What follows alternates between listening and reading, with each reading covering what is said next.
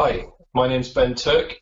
You might know me from a band called Gloryhammer. You might know me from playing around Alton. You might not know me at all. I'm going to be talking about home recording today. Recording at home is a lot more commonplace than it used to be. The line between a professional studio and a home setup has become blurred to the point where they're almost the same. The biggest difference is probably having dedicated acoustically treated spaces to record in, and just soundproofing and things like that.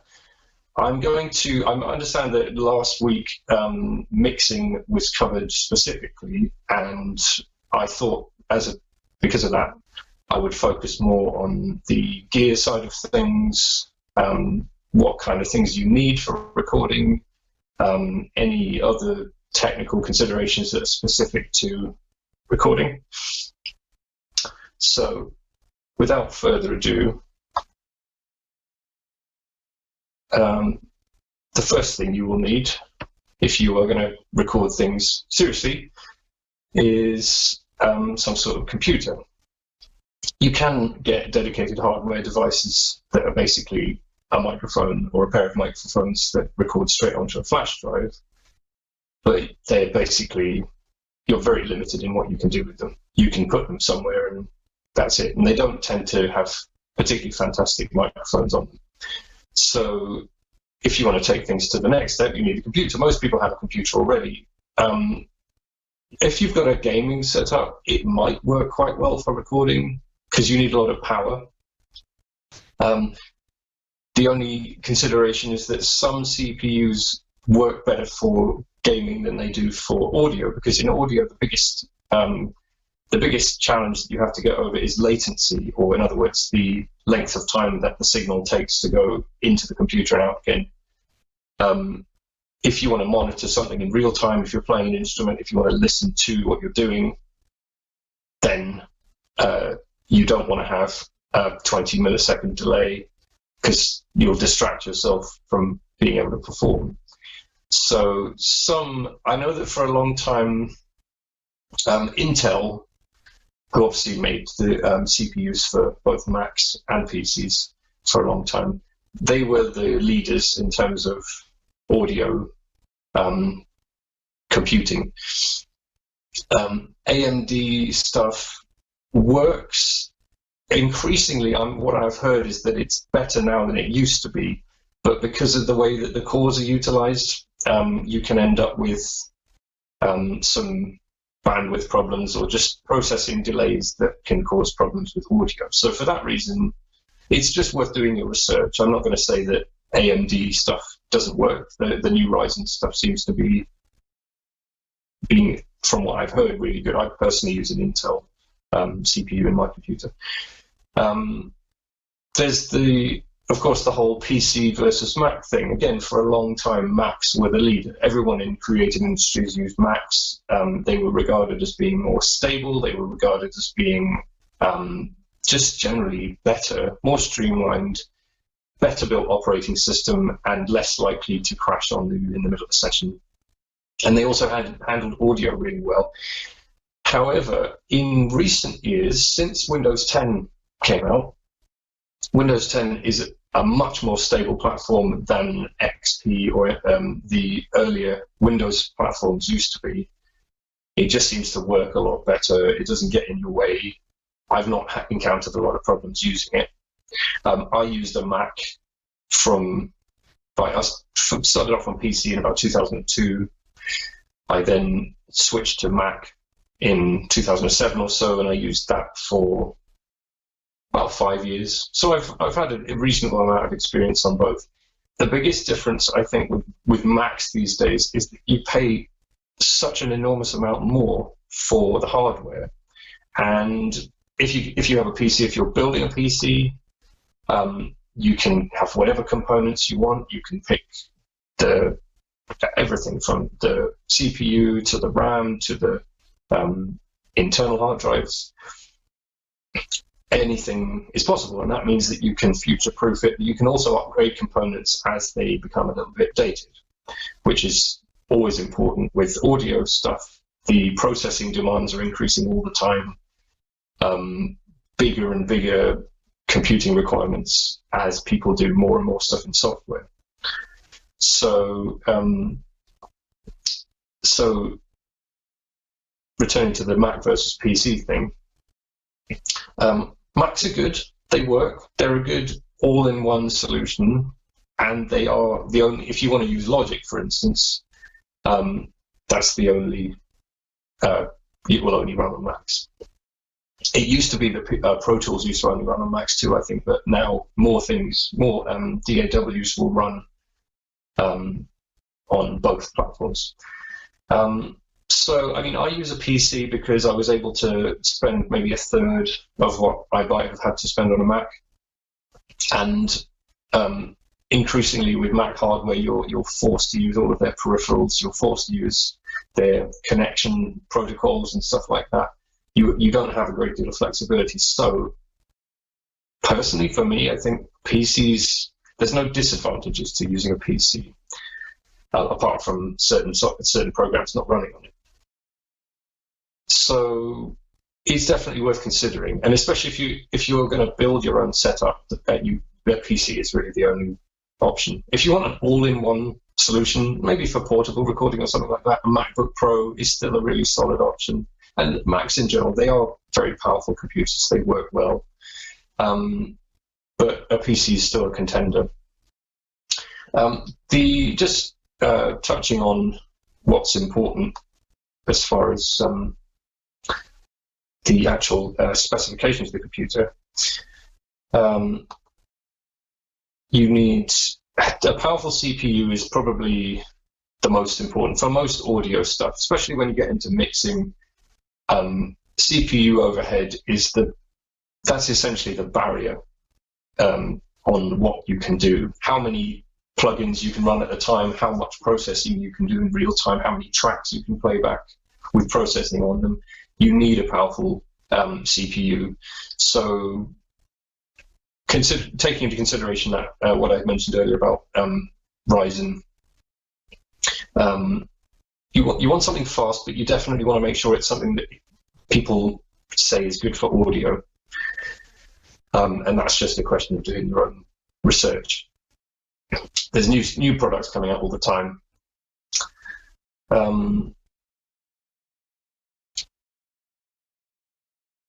So what else is important? RAM, you need a decent amount of RAM. Like 16 gigabytes is going to be that will do most of your, especially for recording. RAM isn't terribly important.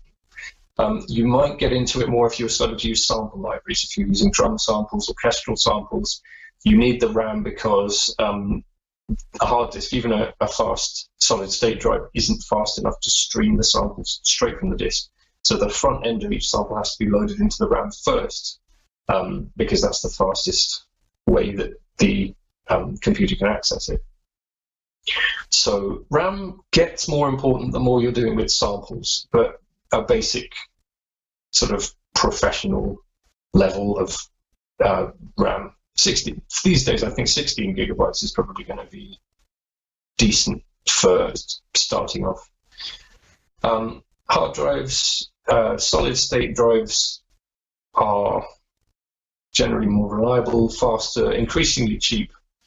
You can still get away with using a hard disk drive, but it's got to be 72,000 RPM. It has to be fast enough, because when you're writing lots of tracks to a disk or reading lots of tracks from a disk at the same time, the computer has to be able to handle all of that. It can't. You don't want a situation where you run out of bandwidth, or the hard disk can't keep up with the amount of audio that's being written. Say, for instance, you were recording a drum kit, you've got 12 mics or something, and it's just slightly too much for the computer.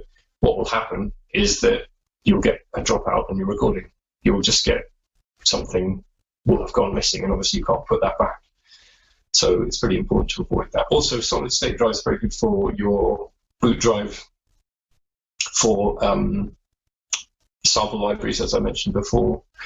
If you can afford it, I think solid-state for everything is probably the best way to go. Again, if you're building something from scratch, you want to look at the type of ports, whether you've got USB ports, Thunderbolt, other types of connections. You need to make sure that whatever you've got is going to work with the hardware, the audio hardware that you're going to be using. That's something that I'll move on to in a moment. I think there's a question. Is there much in it between a Focusrite 2i2 and 18i20? These are Scarletts, I think. From what I know, I do use a Focusrite interface. I've got a Claret 8 Pre-X. It's a little bit older now. But as far as I know, this is kind of relevant to what I'm just about to go on to audio interfaces, so I'll try and cover that. But basically, the Scarlett range, as far as I know, what people say about them is that the converters are a little bit less good. So I think that's the whole Scarlett range. I'm not sure if there's a difference in the converters between the like the Solo and the 2i2 or some of the bigger ones, or like the third generation. I think it is the third generation 18i20. I'm not sure if they've updated some stuff. So possibly is the answer. I have to do some more research. So yeah, the general subject of audio interface is the next step. If you've got a computer already, or if you've built a computer for doing this kind of thing, the next thing you need is a dedicated audio interface, which is an external sound card, effectively, that connects to your computer through USB, Thunderbolt, Firewire in the old days. I'm not sure if there might be other ways, but I think mostly USB, Thunderbolt. If you... What am I trying to say? So I think it's kind of... Thunderbolt, I thought, was going to be the big thing. I had a Thunderbolt interface because I felt like that was the way things were going to go. It was supposed to be the fastest, the lowest latency. It seems like people have been moving away from Thunderbolt a bit. Now it seems to be all USB 3. So I don't know if there's...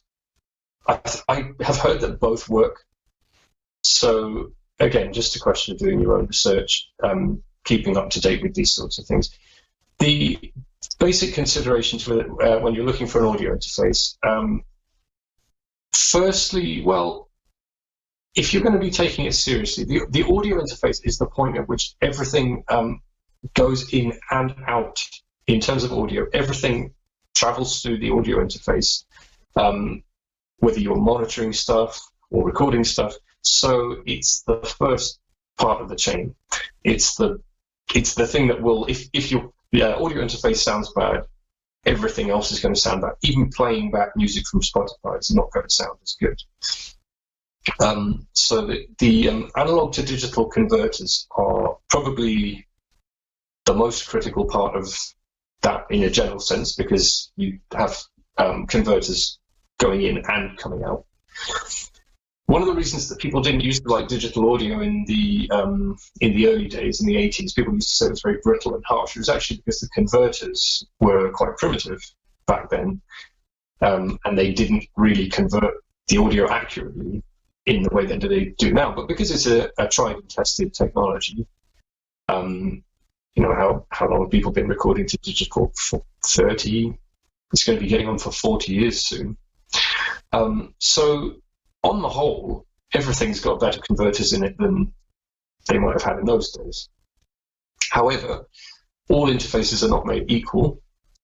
I have heard people say things about this Focusrite Scarlett. This Scarlett Solo is very popular for people who just want to record a vocal or a guitar or something. People say that the converters aren't actually the best, and if they upgrade, a lot of people go for an Audient.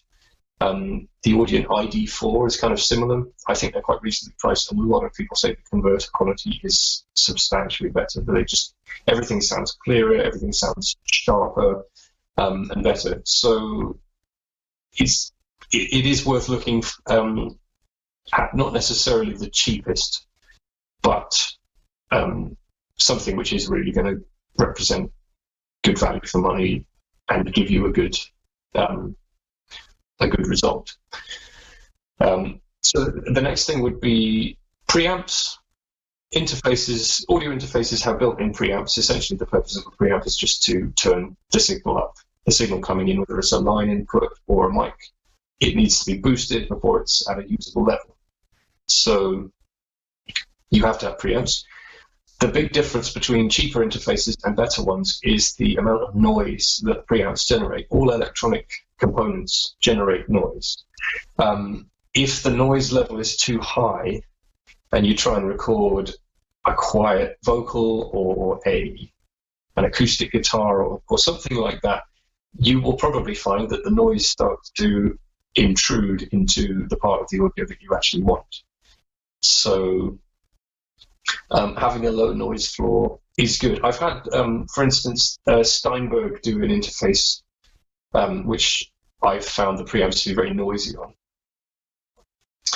on. So that's a consideration.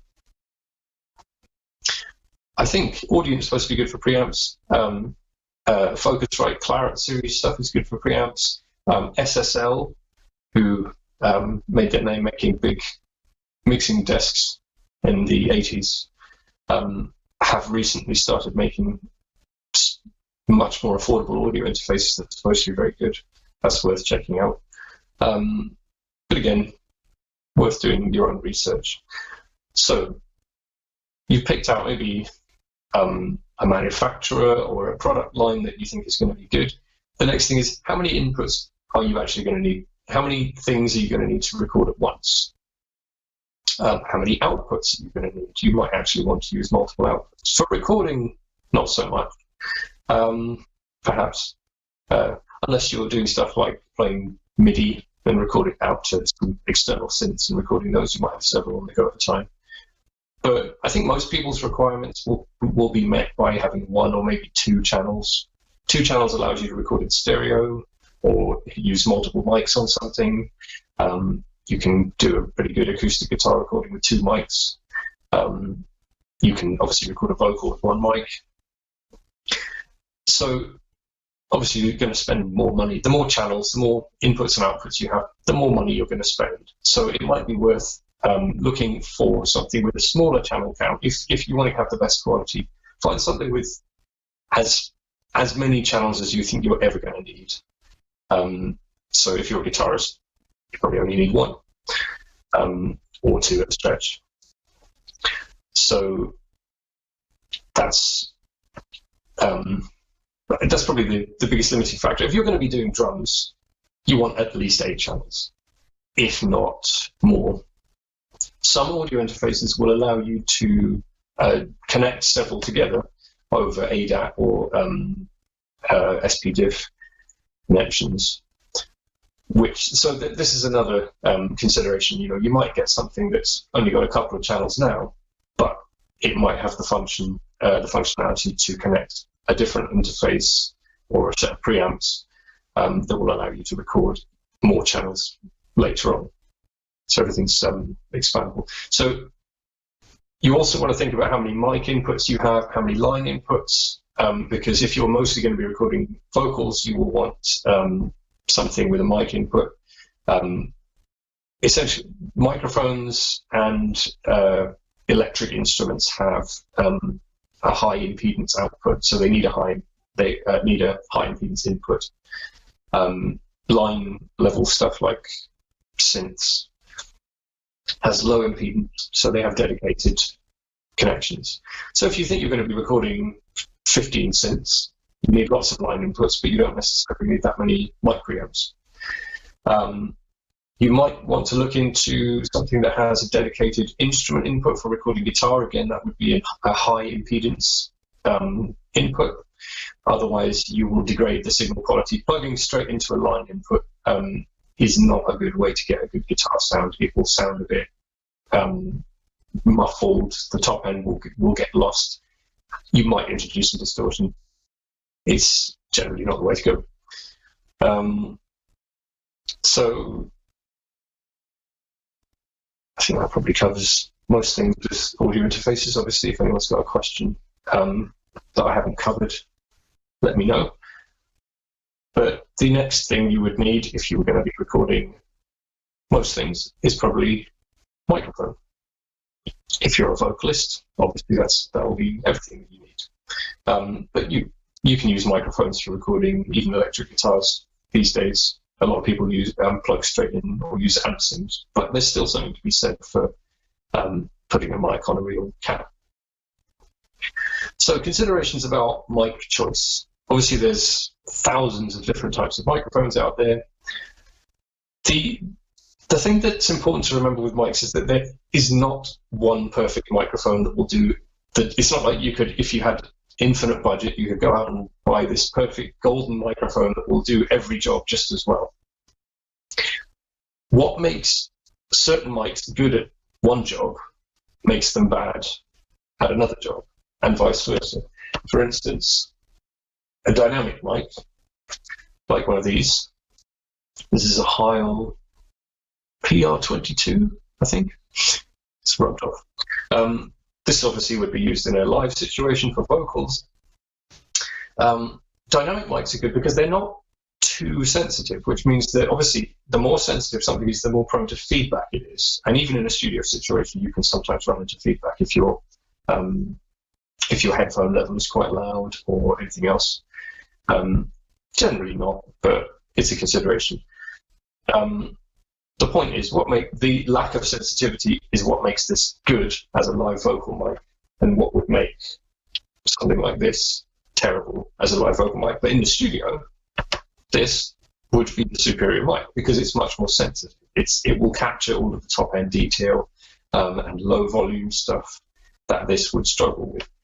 The difference between a dynamic mic like this and a condenser mic is that a dynamic mic works a little bit like a guitar pickup in that there's a magnet suspended in a cord of wire and a diaphragm. Can you see the diaphragm? I don't know how much you can even see. There's the soundy bit of the mic. So essentially what happens is a sound pressure wave hits the diaphragm and moves it around, and that movement of a magnet that's connected to it inside a coil of wire induces a current, not a very big current, a small current, but enough to then be gained up at your preamp and produce a usable signal. So there's some mechanical resistance there, which is, I think, what makes dynamic mics less sensitive. There's just a lot of pushing that has to be done. However, this means that they are good for stuff where you're making a lot of sound. They give like a very loud, high SPL sound pressure level, you would probably say. And something like a snare drum, really, really big, aggressive transient at the beginning of a snare drum hit. Bass drum, even more so because you've got all that low end energy. Low frequencies involve bigger waves, so there's just more pushing going on. Maybe brass. Anything where you think that you might end up, you wouldn't want to put your most fragile and expensive mic in front of it. A dynamic mic can be good, and they can be good for things like more gritty vocals, screaming vocals in metal or punk kind of stuff. Sometimes it can actually sound better because you don't really want lots of sibilance on a scream. It's more about the grit. And also, dynamic mics tend to be very durable and cheaper than condenser mics. So if you need to record a drum kit, getting a set of dynamic mics is going to be cheaper than buying 8 4-on-4s. So the next type of microphone that I'm going to talk about is the condenser mic. Condensers are more sensitive because they work in a different way. Instead of having to induce a current, the capsule moves. There's not very much resistance on the actual diaphragm, and then because it uses capacitance. I'm not an electrical engineer. I don't really understand this stuff. I just use the mics. I'm trying my best to explain it, but if there's any electrical people out there, my apologies. essentially it creates a voltage difference. These will require something called phantom power, which is a little 48-volt power supply that comes up the mic cable from the interface. Another thing when you think about interfaces, do they supply phantom power? Is it switchable on and off on each channel? You don't always want to send phantom power to stuff like old ribbon mics. I'll move on to ribbon mics soon. But old ribbon mics, you could wreck them by sending phantom power to them. So it's a consideration. But yeah, because because it uses capacitance, you need a charge on both plates of the capacitor, and this allows it to be much more sensitive, essentially, because it's not a physical. It's not like pushing something uphill like a dynamic mic. It's not having to physically work. It's more like just taking the shape of the waveform and turning it into electricity. Probably. Ask somebody who has done a physics degree or something to explain it better than that, but that's my explanation. So these are great for anything where you want to record quiet things or you want lots of high-end details. These are used for vocal mics in the studio. They're used for drum overheads to get cymbals.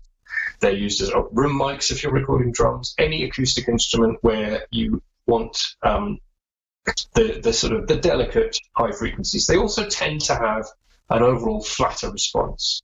Dynamic mics can have a boost in the top end. They can have like a weird stuff going on in the mid-range that don't necessarily want. Actually, there's one particular culprit. Where is it? The Sennheiser MD421 has a legendary boomy sonic characteristic. They're used for toms, but and brass instruments and stuff, but sometimes people don't like that. So if you want something a bit more accurate, then a condenser is the way to go. These are pretty. This is a workhorse. They're a bit more expensive, but they are pretty. They'll basically do anything. The Aston stuff is very good. Aston Spirit, like this one, or the Origin, for the money, very, very good performance. So worth looking into those. There's a million mics out there, so just see what people are saying on forums and things. The last type of microphone, unless I'm missing something obscure, some weird sci-fi thing, is ribbon mics. Ribbon mics are actually a type of dynamic mic. They used to be used before the invention of the condenser mic. The ribbon mic was the most sensitive type of microphone for recording that you could get. I think those old BBC, the big kind of squarish looking mics that they used to use on the BBC in the 1940s and 50s would have been a ribbon mic. And essentially a ribbon mic works just like a dynamic mic, except for instead of a fairly robust diaphragm made of plastic or some other material, again, I'm not sure exactly what they're made of, I just record with them. A ribbon mic has a thin ribbon of metal, which is obviously much more sensitive to air currents and pressure waves and being pushed around. This does mean if you have a ribbon mic, you can wreck it with by blowing too hard into it or something like that. You can actually destroy the ribbon because they're very fragile. Historically they were quite expensive. You can get I've seen some much more affordable ones recently. You can't attest to the quality, but generally ribbon mics, they are more sensitive, but they have a darker sound quality than a condenser. You won't get the same glossy, sparkly high frequencies that you will get from a condenser. Actually, a note on condensers: if you buy cheap condenser mics that are made in China or somewhere like that, what often happens is that they will they'll be made from indifferent components that's sort of okay, and then they will put some circuitry in the microphone itself that adds a high shelving boost to compensate for the cheap capsule and all the other components. So that then means that you've got a cheap EQ boost on top of your not fantastic sounding mic, which tends to give it quite a brittle, harsh, abrasive quality. I think like the old Behringer, is it the C1? I can't remember. I think in the old days, that was a good example of a horrible sounding mic like that. I always hated the AKG C1000 as well. When we're using those at college, I don't like them, but that's me. So a ribbon mic will not have that problem, because a ribbon mic tends to be quite dark in character. They'll have a more vintage character. If you want to record something that sounds very warm, to use a typically synesthetic audio term, audio is always described in terms that aren't sound, like warm, crackly, leathery, creamy, crunchy. These things are not sounds. Well, leathery isn't. So ribbon mic, a bit more obscure. For your first mic, you're probably not going to be buying a ribbon mic, but it's something to look into later, further on down the line. Maybe if you're a vocalist and you want to try out different characters of microphone to see what suits your voice, might be worth looking into. So that's mics. Oh, I've got some questions. Oh no, those are from the past. Okay, I'm not going to answer those. DI boxes next. So if you're recording something which if you've got a keyboard or something like that, you can probably get away with plugging it straight into your interface. I think that DI boxes can help with like grounding problems if you've got mains hum and stuff like that. I think that they'll often have a ground lift switch which you can use to get rid of the mains hum. I think I tend to just plug synths straight in because a line output to a line input should be fine, but you might want a DI box. The main thing though that you would probably want a DI box for is recording guitars. If you're recording an electric guitar, you might have a high impedance input on your interface, but generally what I've heard people say is that you get a slightly weightier, slightly more faithful sound using a dedicated DI box. I don't know if that's true if you get the Behringer Ultra DI or the cheapest DIs around there. Whether they actually have any benefits compared to your interface, they might. It's to do with the transformers. It's to do with having transformers. Again, I have to hold my hands up and say this is not my absolute area of expertise, but guitarists say that certain DI boxes, I know Radial make quite some well thought of DI boxes. So it's something worth looking into. If you're a guitarist, especially if you're doing metal and stuff like that, you want your most absolutely pristine tone to then put amp sims on, worth looking into getting a good DI. There's loads out there. Do some research and see what works for you. On the subject of guitar, there is also the reamp box, which is essentially a DI box backwards. The signal goes in line level low impedance and comes out instrument level high impedance. Actually, goes in there because there's an XLR. And out of it. And that would plug straight into a guitar amp. What that then means is that if you've recorded a DI or you have used a load box and recorded your a guitar amp straight in, which would also be, actually, there's another good application for DI box. If you're recording the power amp output of an amp, you would need a load box because otherwise you'll damage the output transformers of the amp because they need a load that's normally supplied by a speaker.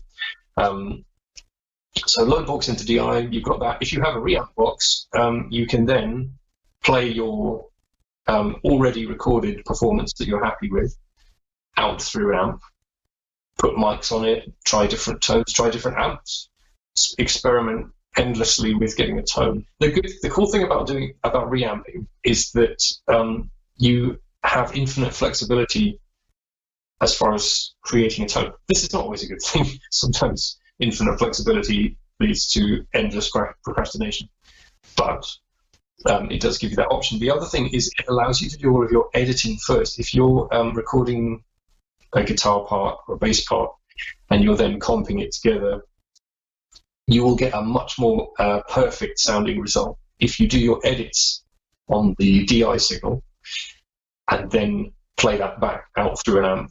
It will smooth over all of the little crossfades and everything, and give you a better result. And then you can try different tones and see what works for your mix. Another thing might be worth talking about: IR loaders. Again, this is all guitar specific, but you can actually get hardware boxes that allow you to. An IR is an impulse response. An impulse response is like a type of. It's a way of capturing the sonic properties of something, whether it's a speaker cabinet and microphone combination, an acoustic space, like you can get reverbs captured with IR. So if you want to use a real space, like a specific like cathedral or something, you can have an IR from that actual space and have like a mathematically reconstructed reverberation from that space. But in terms of guitar, you can actually get hardware units that will allow you to load impulse responses for different speaker cabinets and stuff like that as well. So if you're, one of the biggest problems is often having somewhere to record. A lot of people I can't play a drum kit at home. A lot of people can't crank a guitar amp up in their flat or whatever.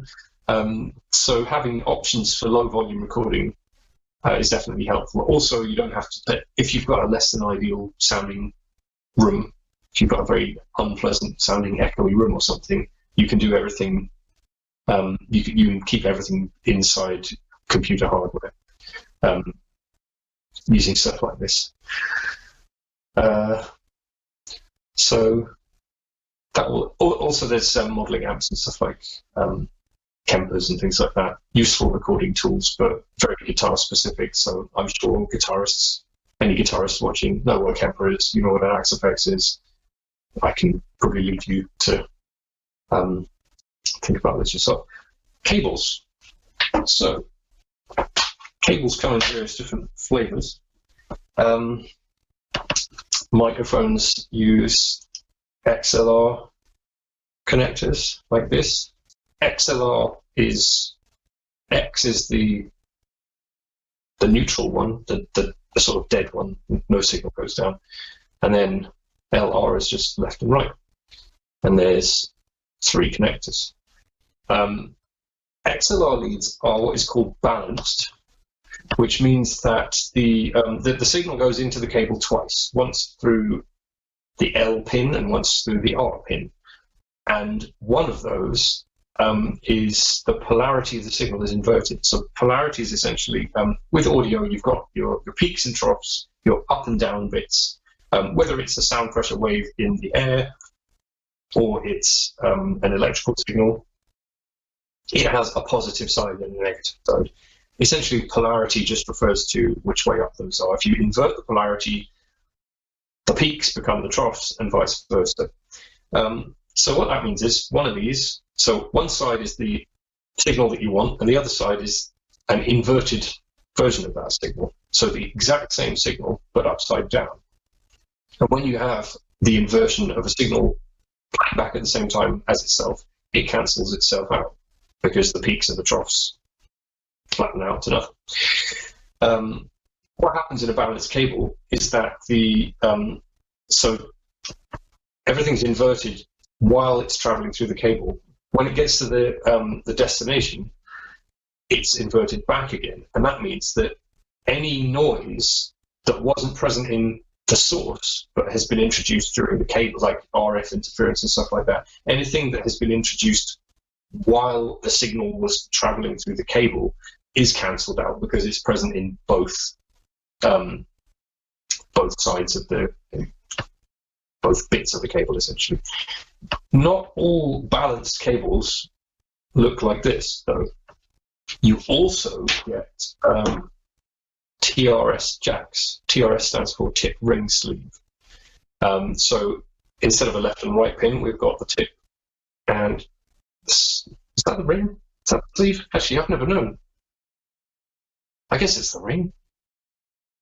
Tip ring sleeve. Makes sense. So again, 2 signals.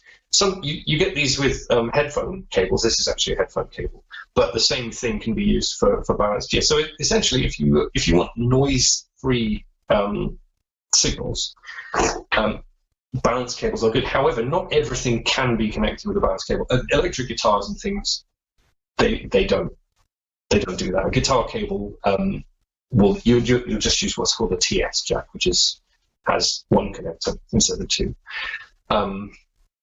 But other audio gear, if you're connecting your monitors, for instance, say if your monitors, when I say monitors, I mean speakers, if they have a jack input, you want to look for TRS jacks rather than just using a guitar cable or something, because it will preserve the quality of the signal.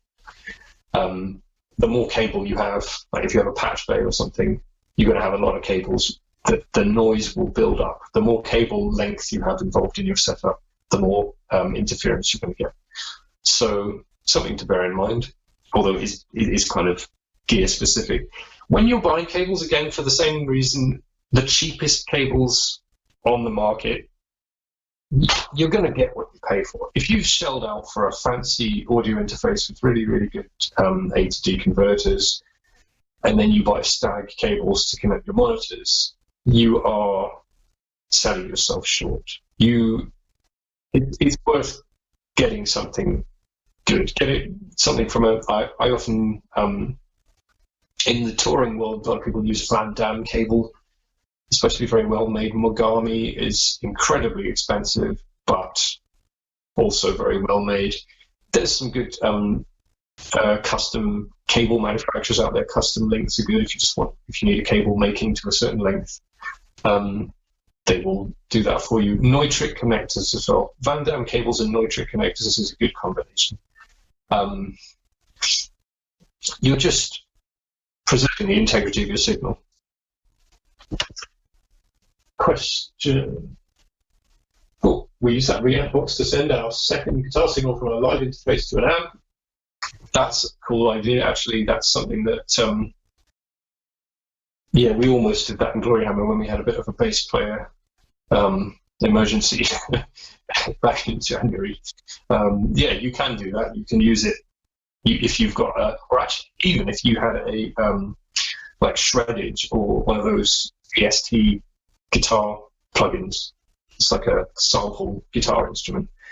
You could play that out through a real amp if you wanted to using a reamp box.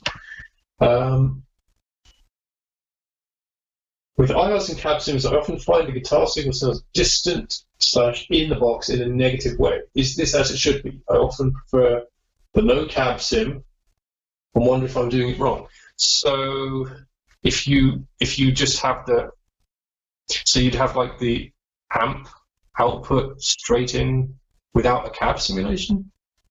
That is strange, because the cab is a huge part of the sound of the guitar. I mean, the speaker is what makes it sound like an electric guitar for the most part. That's the sound we're all used to listening to electric guitars through 12-inch speakers. They have a certain sonic properties, and that's just become kind of baked into the sound of electric guitar. So it seems weird to me that a cab simulator would make it sound worse. What I would expect is if you had your kind of raw amp signal going in, it's gonna sound really, really harsh, really toppy, abrasive, unpleasant, and like it needs a low pass filter on it. So maybe the tone is maybe if your tone is incredibly dark to start with, the cab sim would then darken it even more. I don't know. Speakers. if you're recording, you're probably going to be mixing at some point. I'm trying to steer clear of mixing too much in this, but like if you're recording, you will be mixing at some point. So you're probably going to want some monitor speakers. However, for actual recording, unless you've got an actual studio set up with a separate control room to put your speakers in, you're going to need some headphones. Headphones have the advantage of being substantially cheaper on the whole than speakers. I mean, speakers you can spend anything from, I don't know, 150 quid to infinity. So, whereas headphones, the most expensive headphones are probably probably find some for 1,000 if you were desperate to spend lots of money. But if your budget is £100, you can get. I mean, these ATH 150, ATH 50s, M50s, ATH M50X to be precise, are quite popular in recording studios. They are about 80 or 90 quid from what I remember. And they're not the best headphones in the world, but they're decent. You want to be able to hear what you're doing. You can't make judgments about how good your recording is sounding if your headphones are giving you a distorted representation of that. You need accurate monitoring. Again, tons of great brands out there. Lots of people, everyone has their preference when it comes to headphones.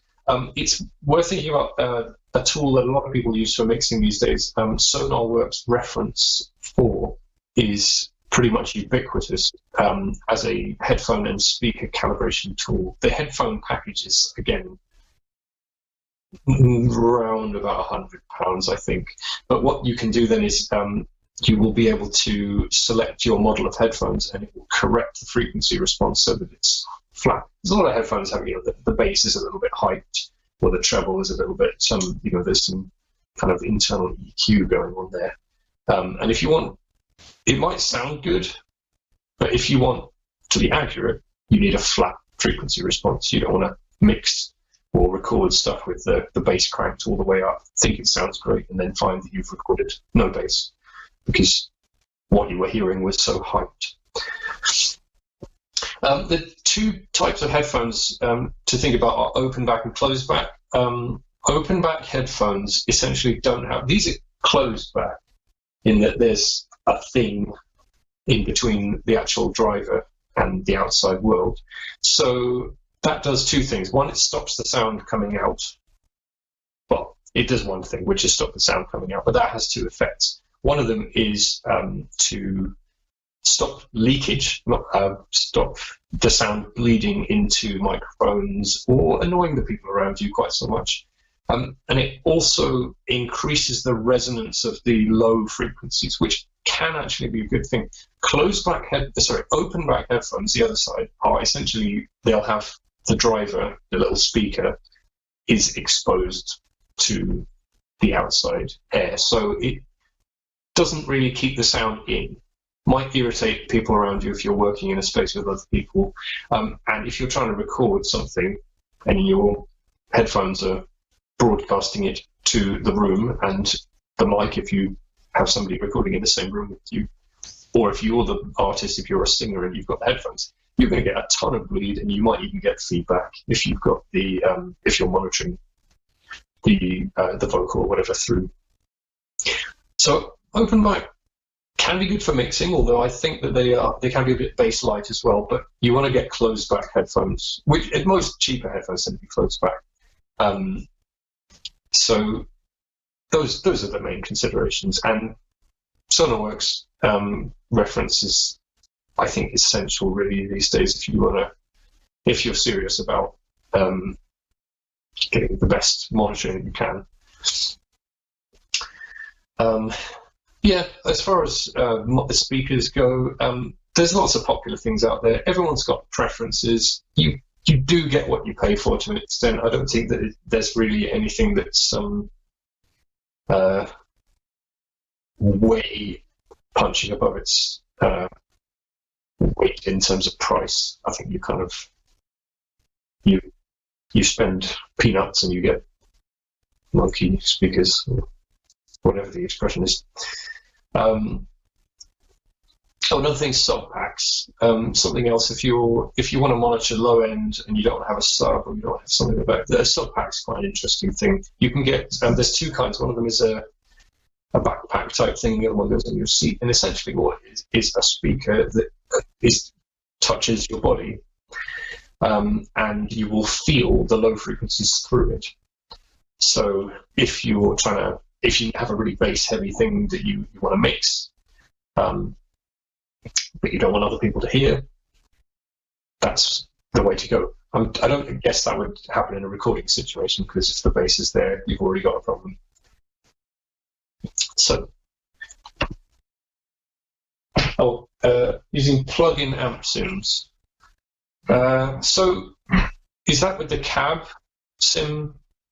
Is the cab sim part of the amp simulator, or is it? Because like if you were putting a cab sim after an amp sim that already had cab emulation in it, you're doing two lots of filtering. So that could be the problem. But yeah, I mean, keep me updated on that. If you've got any more information, I'll try and help you out. So we've basically dealt with all the hardware that we're going to need. Apart from mic stands, but it's a mic stand. They're all bad. I don't think there's such a thing as a good mic stand. They all flop over and break and are generally useless. So good luck. Software. You will need some software. Computers generally work better with software on them. There's a ton of different options as far as a digital audio workstation, or DAW, or DAW. I tend to say DAW. There's loads of different options. I don't have the experience to give you a detailed rundown of all of them. I've done some research, and I'm obviously drawing on my own experiences, but I'll try and give you a little idea of what's out there. You've got, so the big names would probably be Pro Tools, Logic, and Cubase for this kind of thing, for recording. Pro Tools has been the industry standard for a long time. Started out in the late 80s as a the guys who made it, I think they started off making drum samples. They were involved in drum machines, and then they got into this like digital tape machine. So Pro Tools had its start as a replacement for a tape machine in the studio, which makes it unlike a lot of the others. Like Logic and Cubase both started out as MIDI sequences only and added audio functions later. But Pro Tools started out as a replacement for a tape machine, which I think is why it became the thing that everyone used. When everyone switched over to digital, Pro Tools was the only game in town, basically. It's very popular. It's in every pro studio ever, pretty much, will have Pro Tools. But its position at the top of the pile has definitely it's definitely come under threat recently, because there are so many other good tools out there. And I think also Pro Tools, now I'm not a Pro Tools user myself. I use Cubase mainly, but Pro Tools, the impression I get from Pro Tools users is that Avid are a touch complacent. They did just bring out a new update with a whole load of stuff, but in certain areas, Pro Tools really does lag behind the competition. MIDI being a big one. If you think that you're going to be doing anything with MIDI, which for the uninitiated is a sort of, it's what synths and it basically was a way of keyboards and synths talking to each other in the 80s. It was a sort of a standard. So it's kind of like it's like a code. It's not audio, but it's instructions on what sound to make and when that your computer can use. And yeah, if you're going to be doing programming synths, if you're going to be doing orchestral markups with sample libraries, or even using MIDI to open gates on the drum track or something like that. I've seen Pro Tools in action, and it's not pretty. So I would, me personally, I would look to see what else is out there if you want something that is really fully featured. So Pro Tools is still the top. It's worth. I think you can get a cheap or possibly even a free version of Pro Tools that will run on PC to try out. Pro Tools, if you don't have the most expensive version, your track count is limited, which is really annoying. Like, why do they do that? It's totally artificial. It makes no sense to me, but whatever. So what else is there? Logic. Logic is pretty cool. I used to use Logic when I was a Mac user. It's I haven't used it for a while. I used like version 7, which is years ago now, but it only runs on Macs, which is a bit of a disadvantage, but it's pretty good value.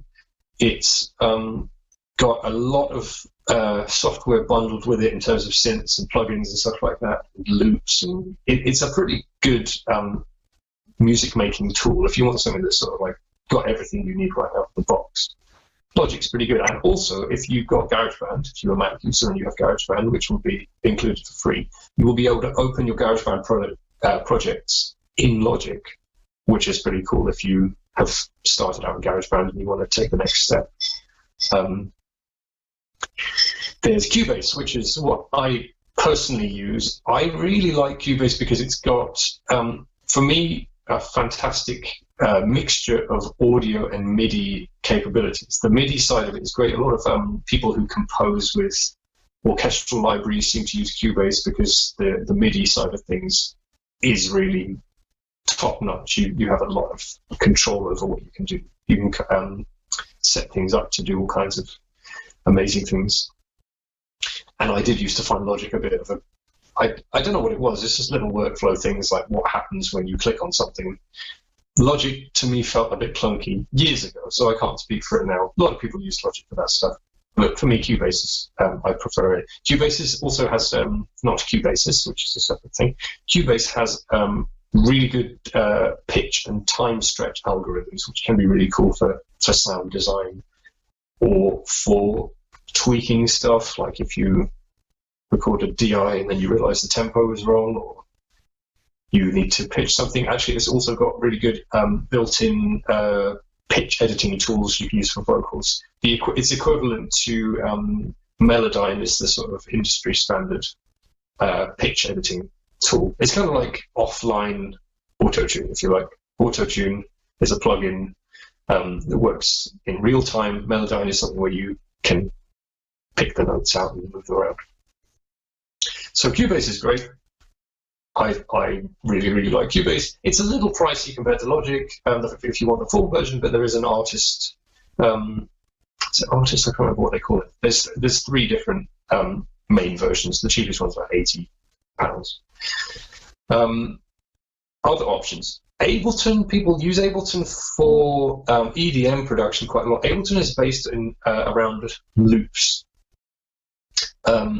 It's not primarily geared towards like a linear thing. I'm not speaking as a non-Ableton user. I can only give you my limited knowledge of Ableton. But I do know that it's not primarily designed for recording a drum kit, say. It's designed for putting stuff together using loops. So it wouldn't be my first choice. But if it's all you've got, you can probably make it work. Cakewalk is free. I think that used to be Sonar. It's free, PC only. Yeah, I don't know much about it. I don't know if it's got a big user base, but it's free.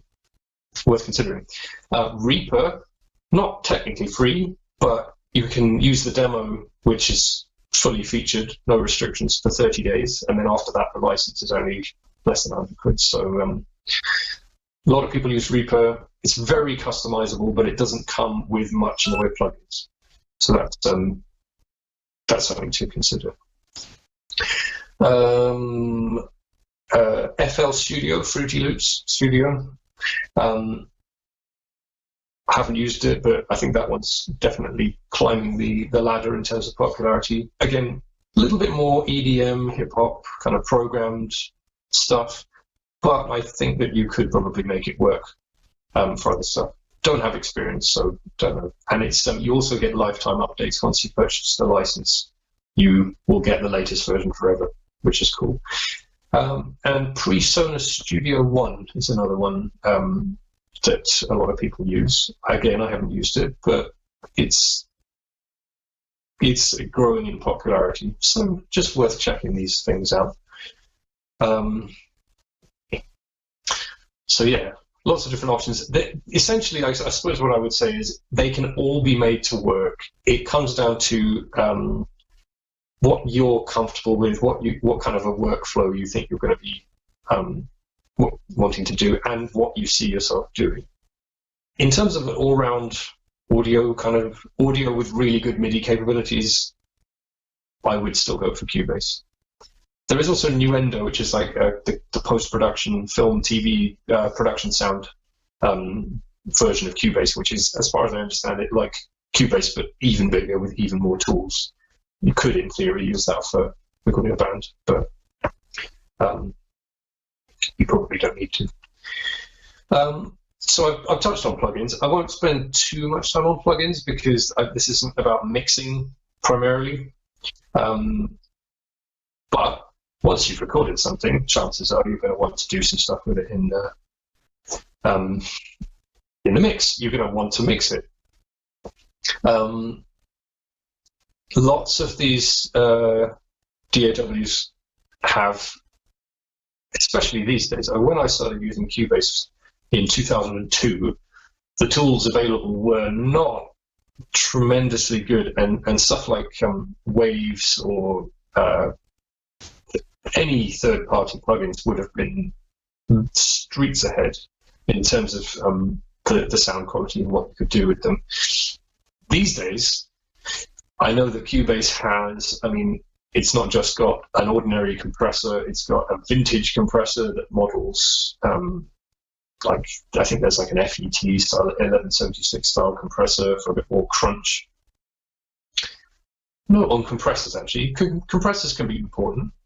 I've got a couple of hardware compressors now, which obviously you can use while tracking. There's some really, really cheap compressors. A compressor essentially just catches the peaks, any loud things that come, loud parts of your signal, like if you're recording a vocal and you've got a certain word that's loud, a compressor basically automatically turns it down for you in a certain way that can introduce a little bit of harmonic saturation or distortion or crunch. I didn't used to know that. I used to think a compressor just turned things down. When I realized that compressors actually introduce distortion, and the reason a lot of people like classic compressors like the 1176, the LA2A, Fairchild and stuff like that, is because they're actually kind of distortion units as well, and they introduce a pleasing distorted quality to the sound, which can be really cool on drums or vocals and stuff like that. Compressors, very deep subject, beyond the scope of this. However, I didn't know that for years because nobody told me. So I'm telling you. When you're looking for third-party plugins, if there's something that you don't need, if there is something you need which you don't have in your DAW, there's so much cool stuff out there. There's free plugins you can find. If you're looking to buy some stuff, Plugin Alliance they're leading the field in terms of modeling analog gear, and just having a huge array of really, really cool tools available. Definitely worth checking those out. FabFilter, really, really good for surgical precision. Sound Tools have a lot of cool analog modeled stuff. Waves always have something on sale for $29. Sometimes that might be good, but I feel like they're kind of resting on their laurels a bit. They're not coming out with lots of new stuff. They're just pretending that all of their plugins cost $800 when really they're on sale every week for like 5% of that or less. So, but check it out. they do some cool stuff. So that's the software side of things covered.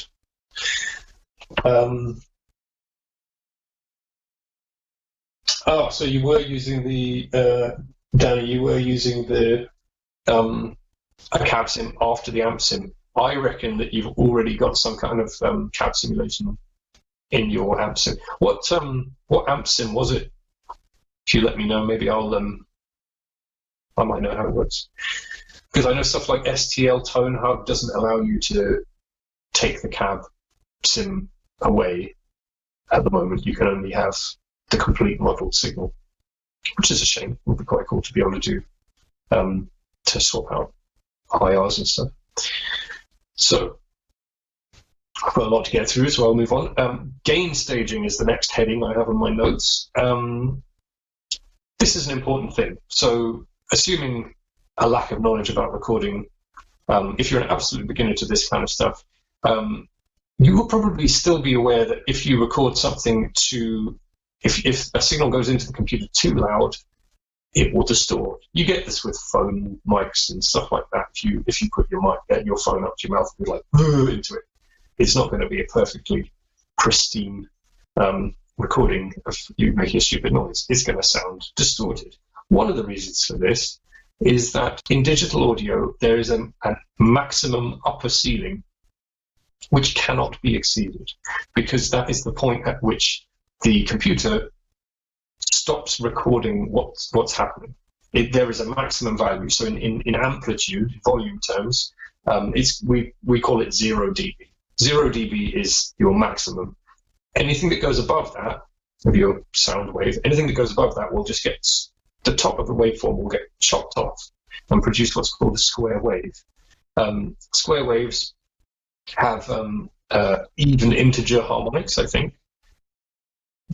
But what you need to know is that they don't sound very nice. They sound pretty harsh and unpleasant, and not what you want.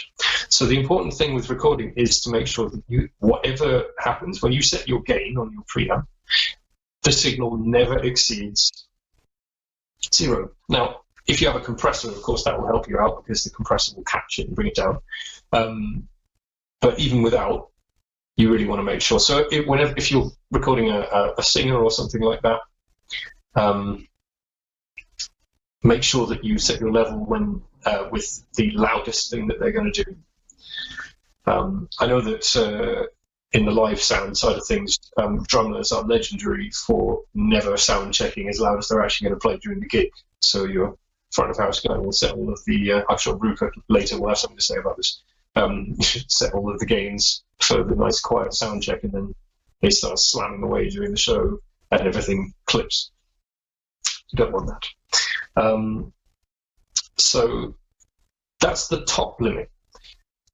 However, at the bottom, while a signal can be infinitely quiet, at some point you are going to encounter the noise floor that I think I mentioned earlier, which is just the noise generated by all of the components in whatever you're doing. The preamps, even the cables to extend the microphones, everything plugged in. If you were to just not record anything and just gain it up, you would hear background noise. It's unavoidable, it can't be helped. But you want to make sure that your signal stays in between the point where it clips and the point where it goes so low that the noise is louder than it, because you can't turn it up afterwards without turning up the noise.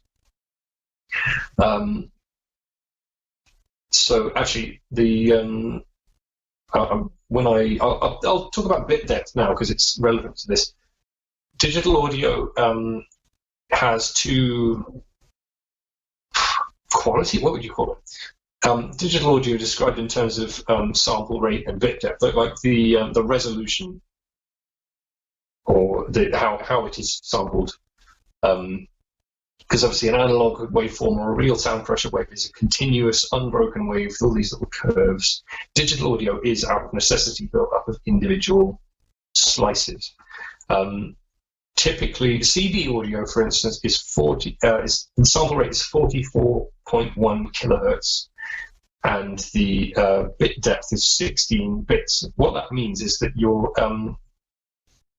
the computer will essentially take 44,100 slices every second of the audio, which is enough to capture a 22,000 hertz signal, which is essentially the highest. That's the highest that any human being could ever hear. I mean, I did a hearing test recently, and I think I can hear up to about 17 kilohertz or 17,000 hertz, which is really high. As you get older, your hearing deteriorates. So nobody's hearing 22,000 hertz. It just means that you're capturing everything that's there. Some people try and record higher sample rates, which is more slices and therefore higher frequency. It's 44,000 because each cycle has like a high bit and a low bit, so you've got to get the high one and the low one. This is the Nyquist-Shannon sampling theorem described was what laid the groundwork for this, if that's at all interesting to anyone. So if you increase the sample rate, you're increasing the higher frequencies that you can hear. But when you bear in mind that CD audio is already a higher frequency than probably anybody who isn't like a 2-year-old can hear, there's not really that much point. So if you see people saying like, oh, you've got to record everything at 96 kilohertz, or you've got to record everything at 192 kilohertz, you're recording. It's kind of like taking a picture of like the ultraviolet spectrum. Like you're probably just going to get a bunch of stuff you didn't want. All of this data that's there, it's just noise. We don't hear it with our ears. So why would you try and record it? Why would you put your computer through the additional load of having to process all of these extra samples, all of the extra headroom involved in doing that? The only exception to this is for video, because video is often 48 kilohertz instead of 44.1. And that is, I think, because it divides perfectly into 24, which is the typical frame rate for cinema, and for most video applications work at, I think you'd be delivered at 24. So it helps. I mean, obviously there's other frame rates as well. You might be doing 29.97 or whatever. So if you're doing video work, you might, I'm not 100% sure about this, but it might cause sync problems. I have experienced this, although I didn't really understand why, with some video stuff, where the audio and the video kind of drift apart. So if you're doing something specifically for YouTube, consider recording at 48.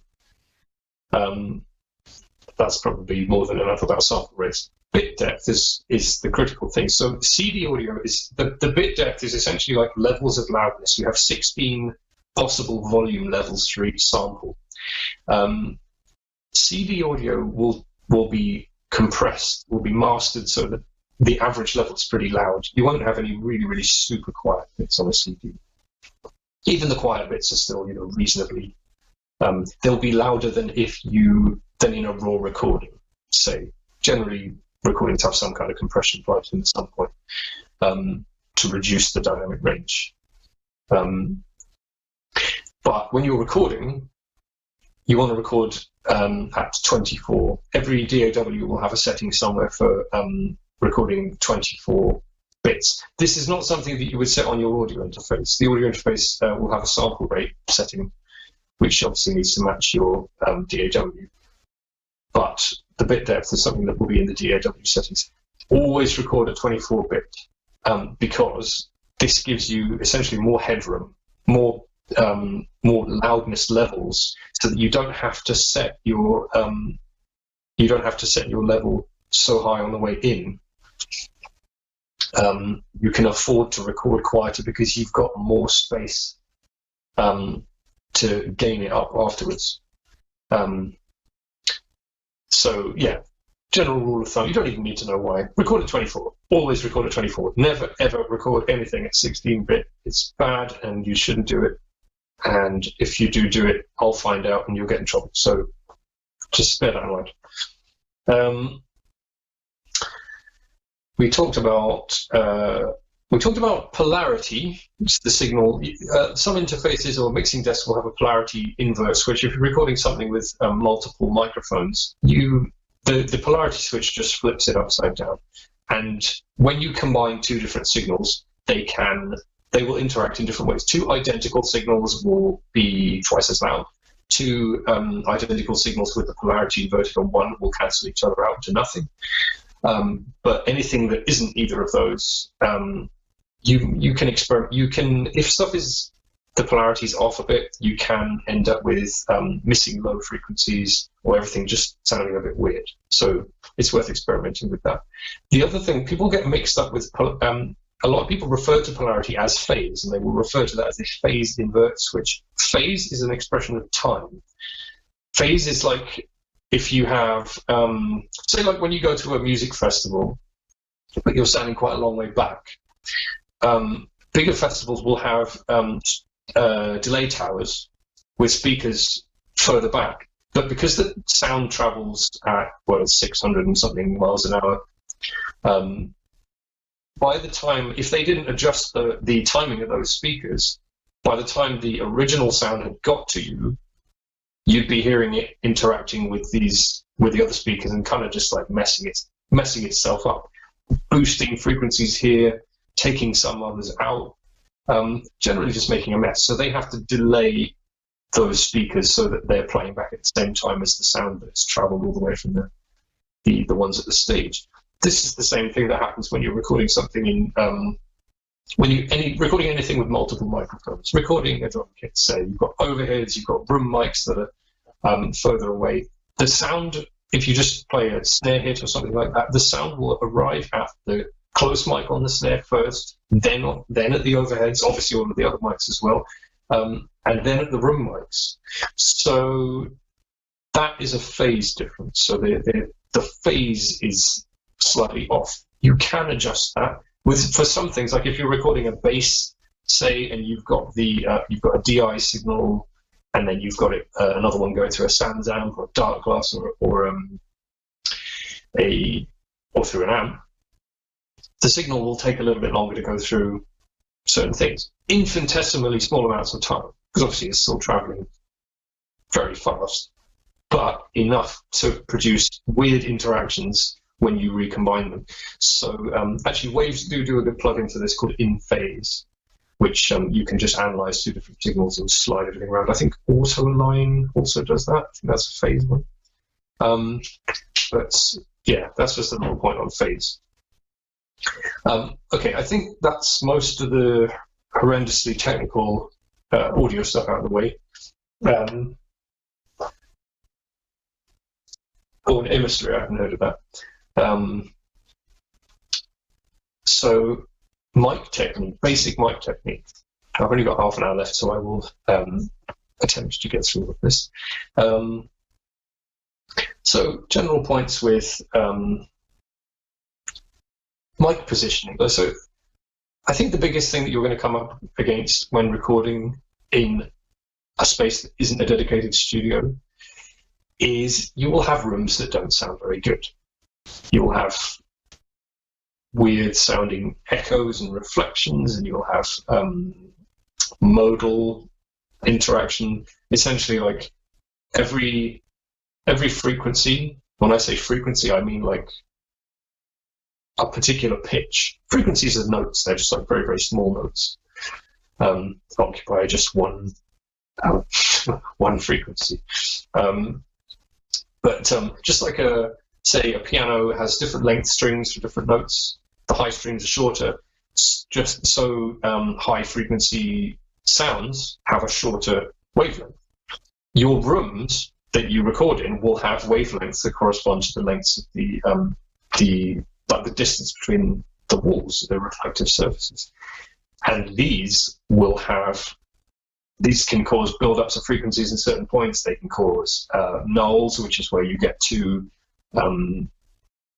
out of phase things coming back and cancelling each other out. Because a pressure wave is like areas of dense air. You've got it's like a ripple across a pond, but instead of the up and down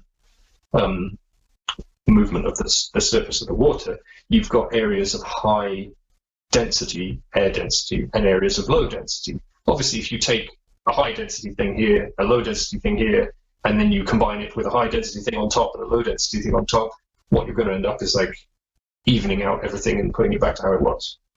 So no sound. So you're going to spend a lot of time trying to avoid the room having an effect on what you're recording. You can use soft furnishings to muffle stuff. You can build people record vocals in wardrobes and things with like a duvet over the outside. That can work. You can't cure all problems using soft furnishings. Soft furnishings only work with high frequencies. That's generally fine if you're recording in quite a dead space and the mic is really close. There's another consideration. If your microphone is here, not a lot of direct sound is going to get. Your sound is going to be going straight in, and any reflections are going to come back far enough, or enough time later that they're not going to probably have such a negative effect on the sound. They'll also be quieter relatively. However, if your microphone is here, the direct sound is probably going to be at the same time as some of the reflections from other surfaces. So if you have horrible sounding rooms, put your mics as close to things as you can. And also use things like the polar pattern. Vocal microphones like these have what's called a cardioid polar pattern, which means that it's heart-shaped like that, but it doesn't pick anything up from the back end, or that side in this case. You can use that. Most like Rode NT ones, cheap condenser mics often have a cardioid polar pattern. You generally have to pay a bit more money for something with switchable polar patterns like these. But you can kind of think of cardioid as just like recording from only one direction. So if you've got reflections that you don't want, you can position things so that wherever the unpleasant reflections are coming from, the back of the mic is facing that. Just like you would put the back of one of these mics pointing at a wedge, a stage monitor in a live situation, because that is where the mic doesn't pick anything up. Put it that way around, horrible feedback. This way around, completely fine. Could have the monitors loud. So yeah, I mean, it's going to be trial and error. You're going to have to figure some stuff out. Just make it work. Try not to record something too horrible so that you have to have endless headaches later on. Other things, proximity effect. When you have a microphone very, very close to your sound source, you get much more low end, a lot more bass frequencies. Think of that kind of radio announcer voice. Kind of the way that when you listen to people on the radio, they always have something that sounds like the microphone's inside their throat, because it just got so much low end. This can be great. That in that situation, that's actually can be quite good. But with certain things, it's not so good. Acoustic guitar being an example of that. Acoustic guitars can be very boomy. If you've got mics on a guitar and it sounds really, really, the bass is overwhelming everything else, you can pull the mics back a bit to deal with that.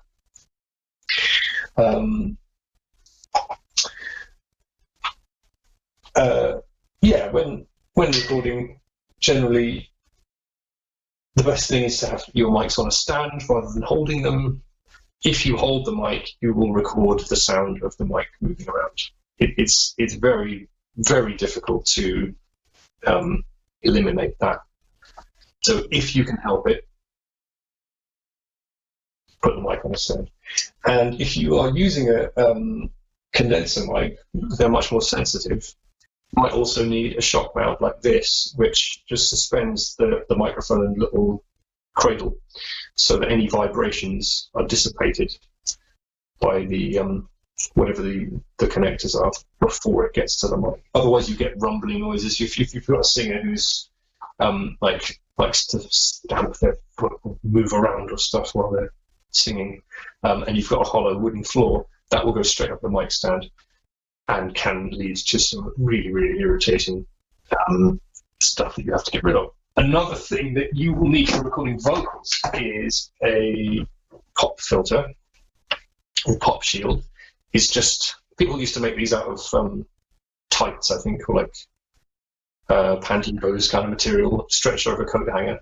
But you can get dedicated ones that are like, they're not expensive. All this does is it disperses the air a bit, because if you've got plosives, if you're singing something with a P in it, when you've got that put going straight into the mic, it will overload the capsule and push it all the way back to the end of its travel. Might even make a little click, but it will certainly make a kind of a bassy and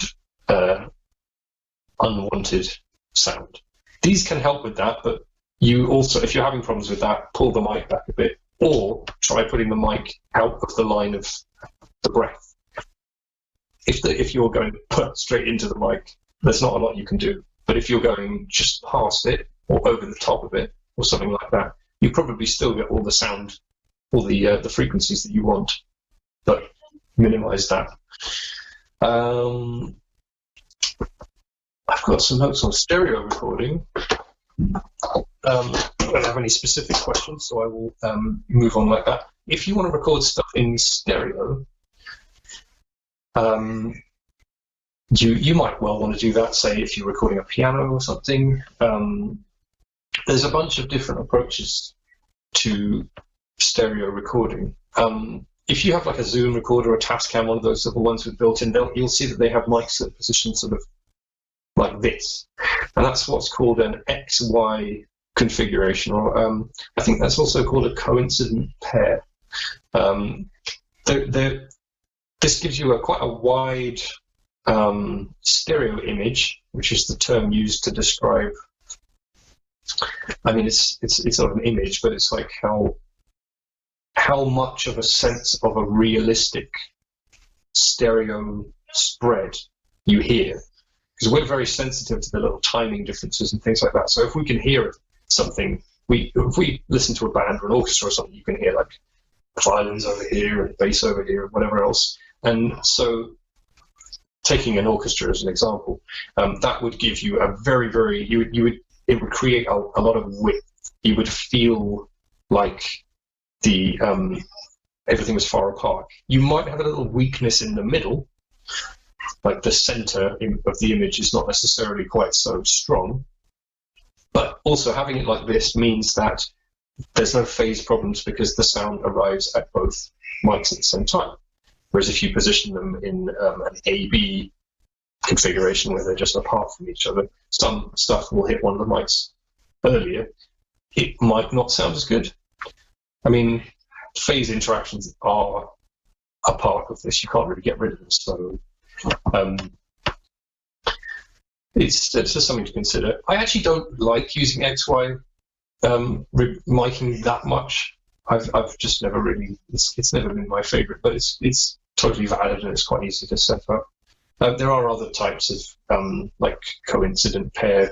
ORTF is another one, but this is something for another day. There's also mid-side recording, which I was scared of for a long time until I read about it one day and realized it was way simpler than I thought it was. And I do thoroughly recommend mid-side recording. Like, I've done a lot of when I've recorded with Amy, my sister, a lot of her harp stuff, we use a mid-side stereo pair for a lot of that, because the harp doesn't have it isn't very wide. A piano has a left and a right, and you kind of want to hear that. When you sit behind a piano, the bass strings are on your left, the treble strings are on your right. You experience that as a player. But whether you're in the audience or playing the harp, it's kind of just straight in front. It doesn't have width, so you don't really want half the harp to over here and the other half the other side. It doesn't make sense. For mid-side recording, you can do it with two different mics. You need one mic that can be set to figure 8. Both of these will do figure 8. And figure 8 is essentially like cardioid with another one on the other side, so it picks up equally from both sides. It's still mono, but it's equally sensitive to sound from both sides. And then you have another mic, like, so I'll use this one as the figure 8 so you can see it. So that's doing the sides, and then this one's doing the mids. And what you do is you take the signal from your side mic and you copy it, and then you invert the phase of the copy, and you pan the side and the copy left and right. And this will magically recreate the stereo image in a way that even I don't completely understand. But the cool thing is, it's completely mono compatible. If you're listening on anything mono, it's less and less common these days, but if you've got something even where the speakers are really close together, you'll get a sense of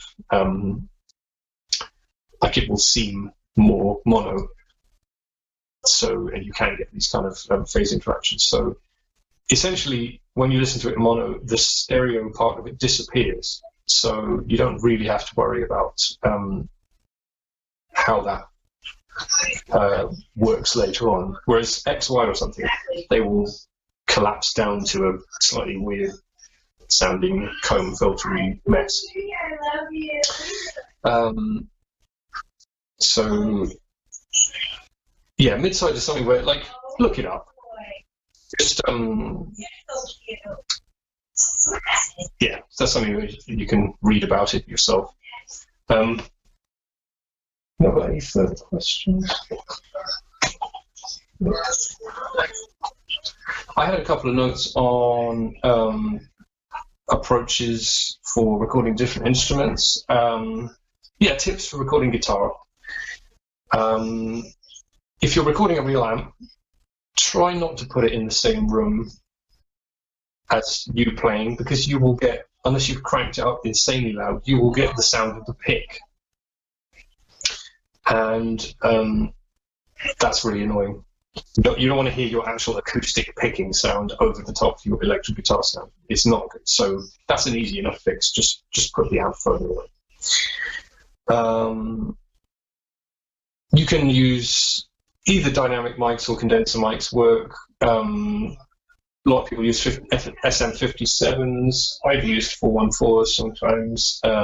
People use ribbon mics, actually. Royer 121s, I think, are quite popular in combination with other mics. So yeah, if you've got a cab with multiple speakers, you can listen to the one that try and find the one that sounds the best, either by putting a mic in front of it or just by listening to it. But because of the way that speakers are made, they're not the same.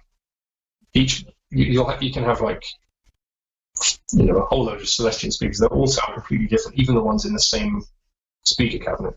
So when you're in the room, you hear all of them, but when you put a mic in front of it, you've got to pick one, and that will have a certain sound. So you need to either put a mic in front of it and record each one, see which one sounds the best, or when you listen, if you're recording in mono, the thing to do, because we hear it stereo, if you want to get a bit more of a sense of what your microphone is hearing, cover one of your ears so that the other one, so that you're basically going to be hearing in mono. You'll get a bit of a more accurate impression of what your microphone is hearing. Obviously, in stereo recording, don't do that.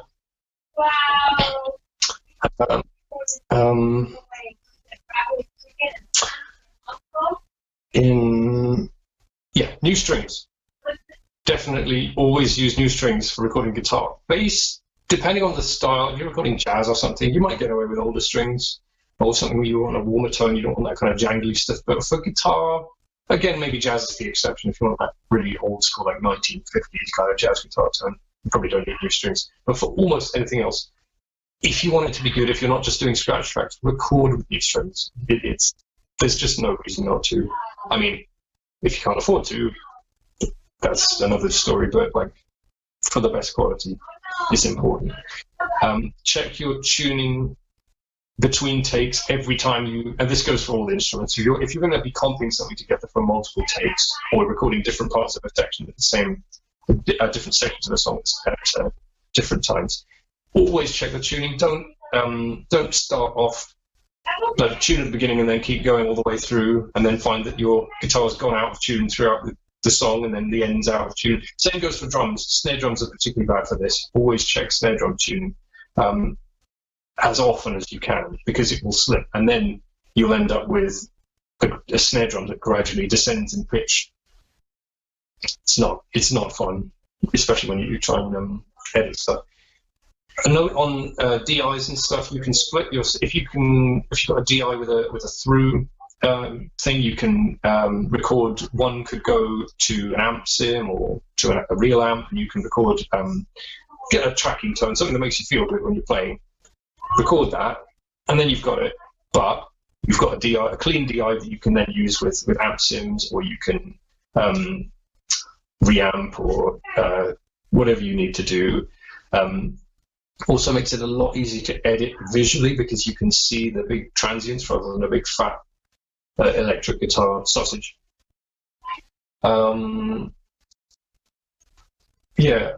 Acoustic guitar, condenser mics and ribbon mics work best. Some acoustic guitars have a built-in mic system or pickup system. You can combine them all together. That's quite a delicate thing. You've got to be careful with phase. You've got to be quite sensitive to exactly where you put the mics, and also if you're a guitarist, if you are the guitarist or whoever it is moving around like this, the microphone is going to stay put, so you'll get weird phasey stuff and changes in the phase and direction. So stay still, don't make any noise, don't breathe, don't do anything, just stay in one position relative to the mics. If you've just got a solo guitar performance, it's probably worth having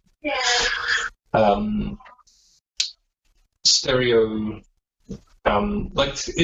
It's not very satisfying listening to something in mono. Trying to recreate stereo afterwards using reverb and stuff isn't that successful in my experience. It's often better to actually record a stereo signal. But if you use mid-side mic like I can, you can essentially treat it like a mono mic, and the side mic is just like ambience. You can dial that in as much as you feel is necessary. I'm aware that there's all of my past moving around is happening at a delay in the background, which is increasingly hilarious. Piano, usually stereo, condenser, or ribbon mics. I think usually A-B configuration is popular. One over the bass strings, one over the treble strings, pan left and right. You want to use two of the same mic. Ideally a matched stereo pair, which just basically means that in the factory they've measured them and found two have very similar frequency response to give you the most accurate stereo recording. What else might you be recording? A violin. Violins are very loud. If you put the mic too close, they can be scratchy and unpleasant. If you put the mic too far away, you can end up getting too much of a brum, so you've got to be quite careful about. They tend to, like, the sound goes in all directions. So not too close, but bear in mind the space that you're in. Woodwind instruments, you've got to think about where the sound comes from. Saxophones and stuff like that, some of the sound comes out with the what do you call it, the end bit. Some sound comes through the keys, so you might want a mic in different positions. And finally, drums were the other common instrument I could think of. Drums are horrendously complicated to record as a beginner.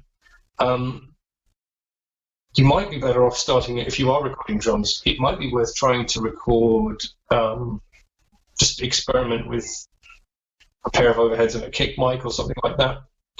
Add in more mics as you go. Although, to be honest, that gives you less flexibility later on.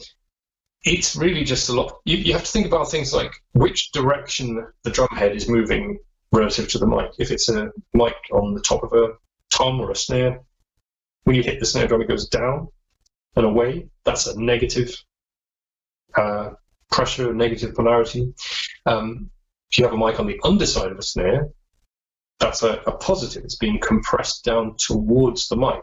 So that means that the mics will have opposite phase. They'll have opposite polarity of that initial transient, that initial hit. So anything on the underside, like a mic under the snare or in the kick drum, you need to check that. Probably invert the polarity.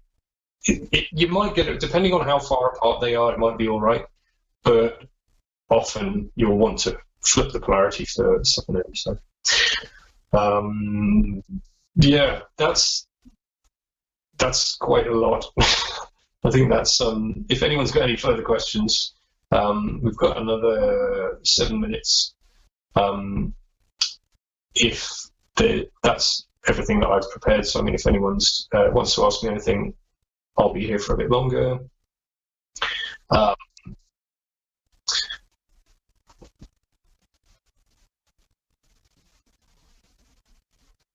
That's not a question. That's a statement. Right. Yeah, Gloryhammer forever. Thank you. Laura, you're welcome. Nice to see you in the chat. Let's see if I can think of anything else. I mean, the subject of audio is incredibly deep and wide, so you could never hope to cover everything in such a short space of time. I hope this has been helpful. If you have any further questions for me, you can find my Facebook page. The URL is facebook.com/Ben Turk Music. Feel free to send me a message on there, or keep an eye on what I'm up to if I remember to post anything. But I will always respond to messages and comments. So yeah, if you have anything that you didn't think of during the stream, let me know.